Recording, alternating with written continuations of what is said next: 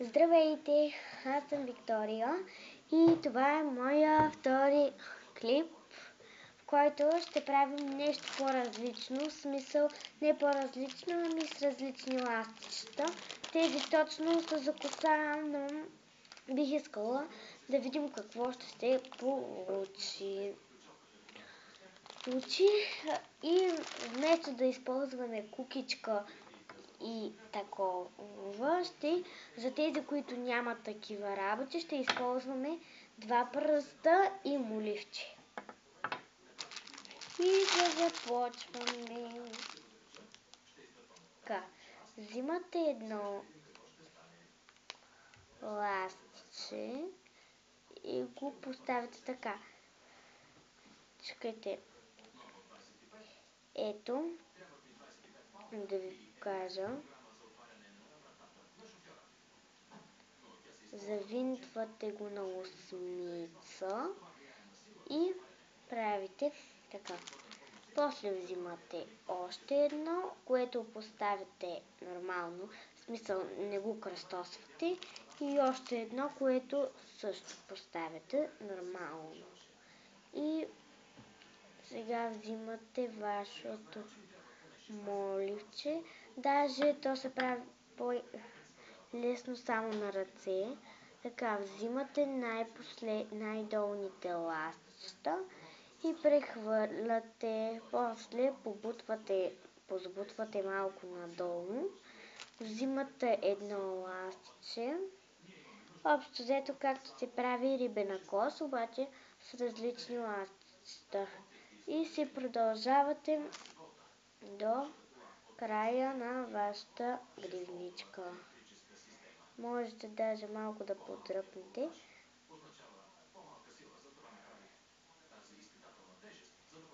Чакайте. Аз в смисъл ще си продължавам до края. И така. Взимате ластиче и ги прехвърляте. Взимате ластиче и прехвърляте.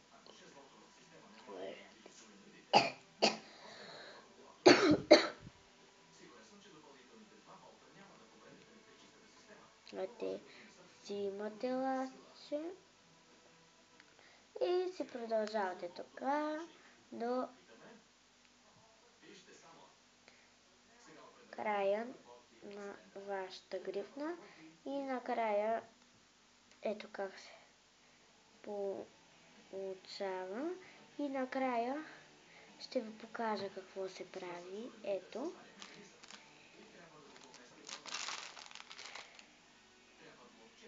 Обутвате и прехвърляте.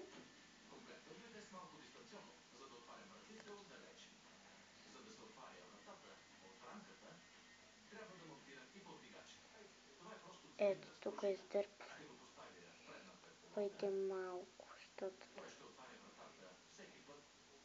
не мога.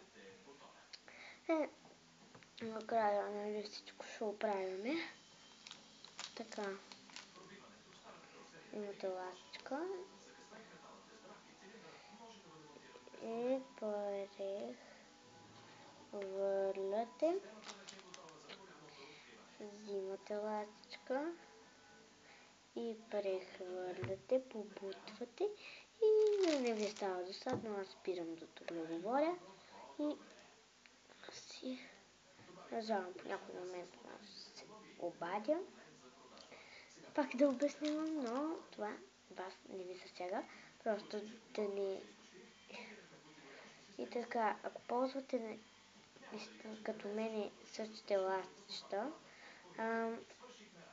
моля ви, не го правете с много ластчета, защото става прекалено дълга, пък тези ластчета са много дълги.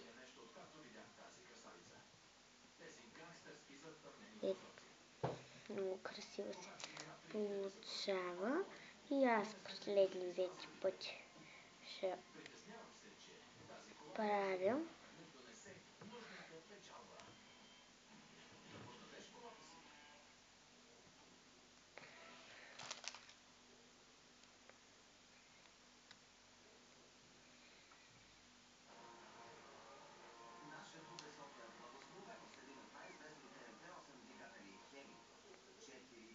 така тук малко френска плетка направи. Но това няма значение, че ще продължи на френска плетка. Но ще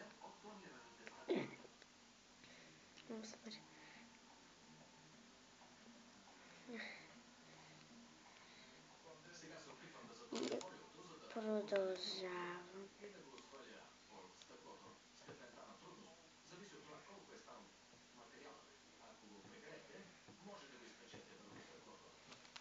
И продължавате.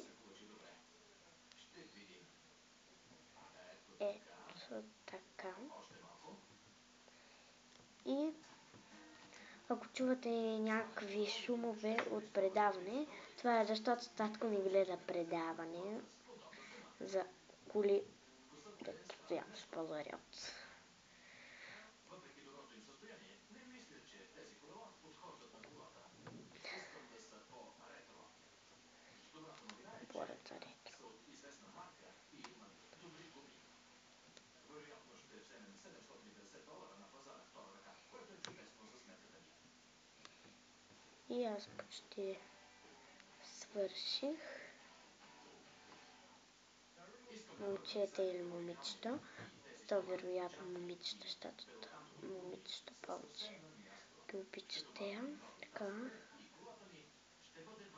При още два пъти Перфектно. Колелата изглеждат чудесно и е време да върнем хромираните детайли, които Майк донесе.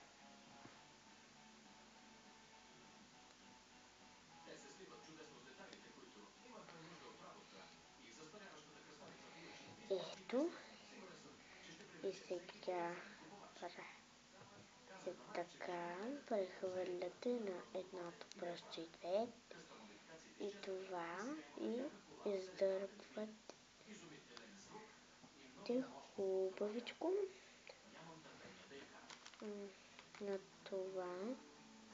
Така, ако сте го издърпали достатъчно като мене, вземете всичките стърчащи ластици и този син ластик го промушваме под всички тези ластичета и го разтягате.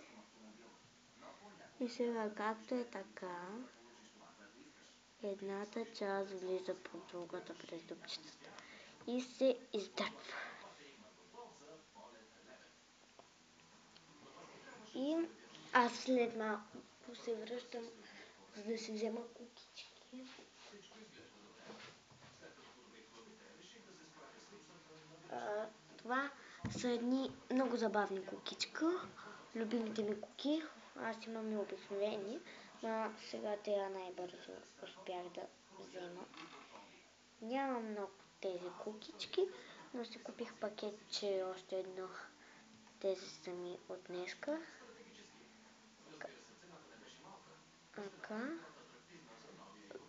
И ето я вашата гривничка. Честно да ви кажа, не се получи много различно от другите гривнички, но пък се получи много забавно и смешно.